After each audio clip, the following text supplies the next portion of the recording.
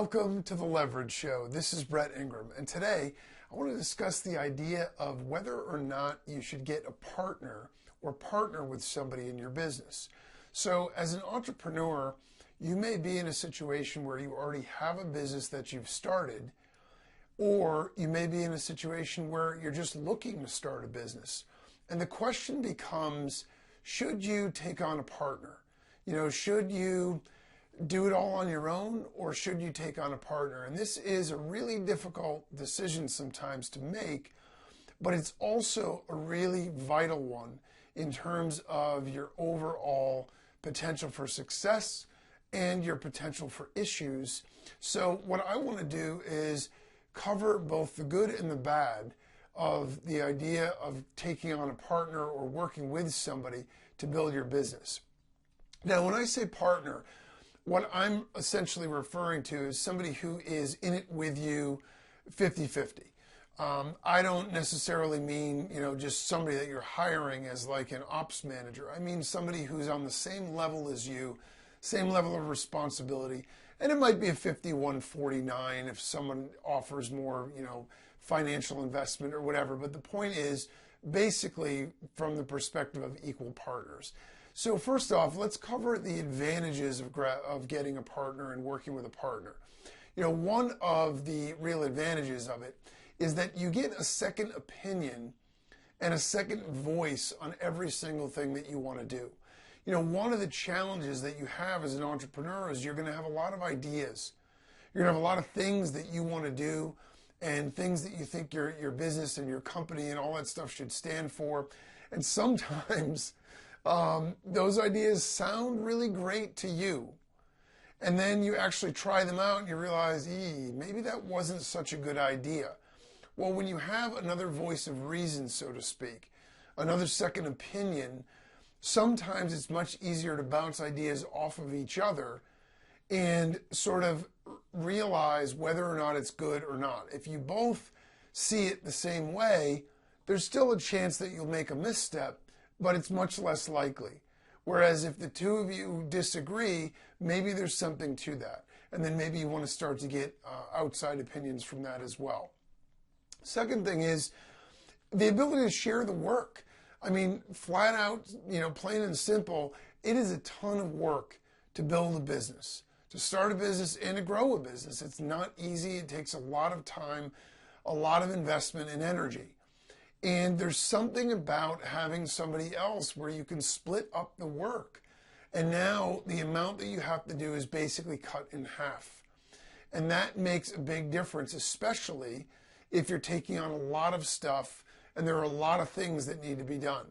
And so, you don't want to discount the fact that it's going to be much easier to have sort of a work-life balance if you have a partner than it is if you are flying solo.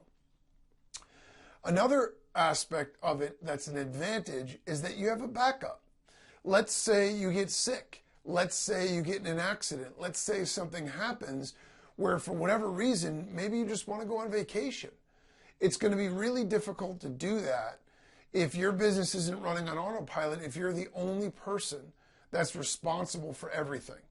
If you have a partner, obviously you need to coordinate schedules, but now you can say, okay, I'm going to go on vacation this week or for these 2 weeks. Which 2 weeks are you going to go? You know what I mean? As long as it's not the same, everybody's good. And so it gives you some flexibility. It gives you some freedom. It gives you an ability to do something other than being in the business every single day. You also can focus more exclusively on your own talents. If you are excellent at marketing, but you hate operations, if you have a partner who loves operations but doesn't like marketing, it's a perfect match from a skills perspective. You can focus on what you do super well. They can focus on what they do super well. And together, you can run a very successful and profitable business. And so it allows you to really focus on the part of the job and the part of the business that you love and sort of offload the rest of it to somebody else who loves that. And it lets them do exactly the same thing. So you both get a little bit more personal fulfillment out of it as well. Now, in addition to that, you've got risk diversification. You're both in this together. assuming that you've contributed an even amount or relatively even in terms of investment. And this goes beyond money. I mean, this includes time as well. You know, there's some diversification. It's not all you. If it's all your money and all your time, there's not really anywhere else to go with it. I mean, it's you or it's bust. Whereas if there's somebody else with some skin in the game too, it's only half, or about half of the time that you need to invest and risk and the money that you need to risk and invest.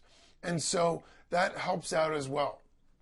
And then there's the sense of being in it together. And don't discount how important this is, okay?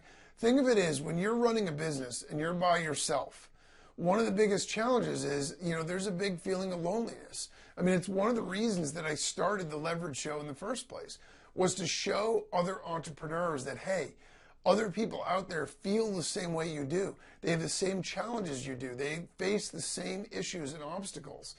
And especially if your business is going through a tough time or you're going through some struggles, it can be really difficult to feel like, anybody understands what you're going through. If you don't have friends that are business owners, your family and your pals, they're pulling for you and all that stuff, but they don't get it. They're not in the same they don't have the same level of commitment to what you're doing. But if you have a partner, you're in it together. So in good times and in bad, it gives you somebody to celebrate with, and it gives you, somebody to commiserate with. And it's a sounding board beyond someone who can just listen but can't really help. So in all of those ways, it's really good. Now, let's flip the script a little bit and start to look at some of the challenges or the issues and the disadvantages of taking on a partner. One of them is lack of control. I mean, plain and simple, when you call all the shots, you also control it all. And there's some value in that. When you have a partner, you don't get to make all the decisions. You have to sort of come together on a lot of stuff, and there may be a need to compromise. There might be some things that you don't see eye to eye on. And even if you agree philosophically up front, you have to be aware of the fact that people's ideas and needs change over time. I mean, look, if you're both in your 20s and you start a business, and then, you're both single and everything else, and then in 5 years, your partner goes off and gets married and has kids, their priorities are going to be different than yours if you didn't.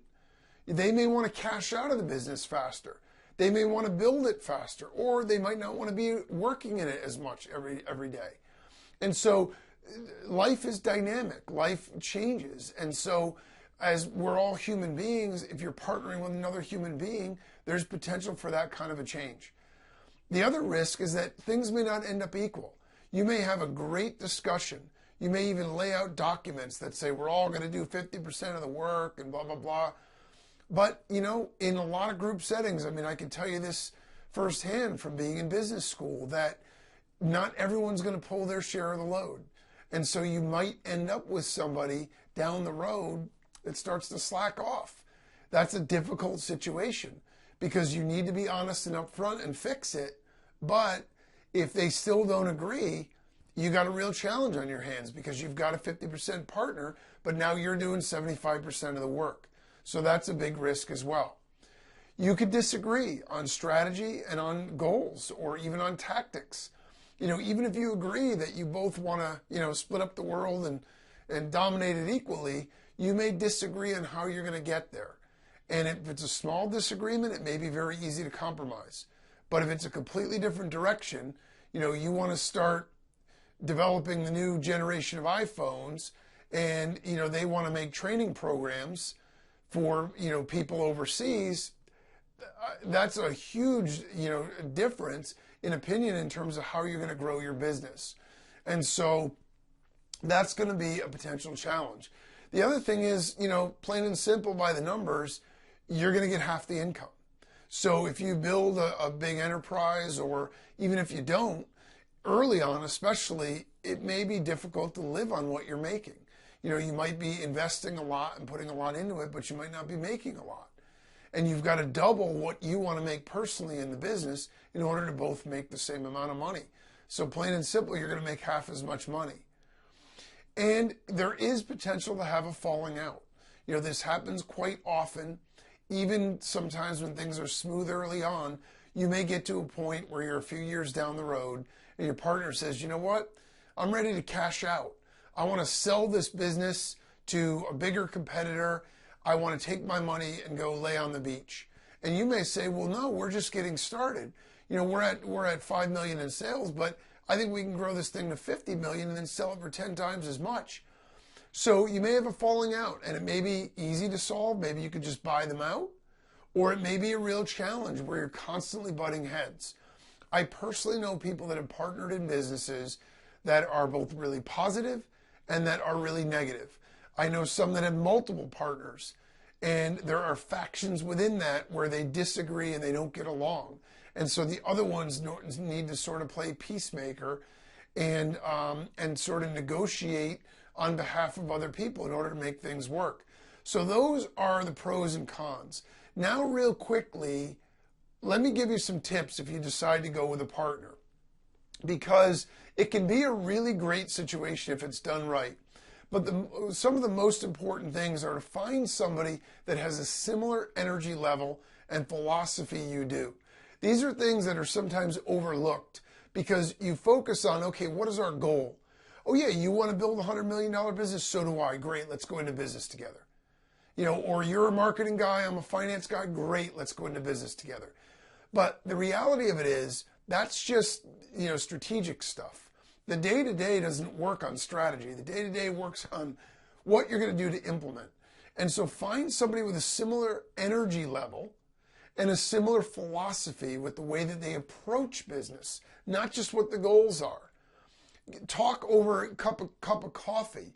You know what I mean? Go like on the golf course, hang out at dinner, do some things socially to discuss it, because then you're going to get a sense, hey, do we really mesh here? Is this a partnership that's going to work long term? Because if you don't like your partner personally, chances of it working are not so great. It's possible, but it's not so great. Whereas if you get along personally, the chances are much greater. Then you want to start talking about long term. What is our strategy?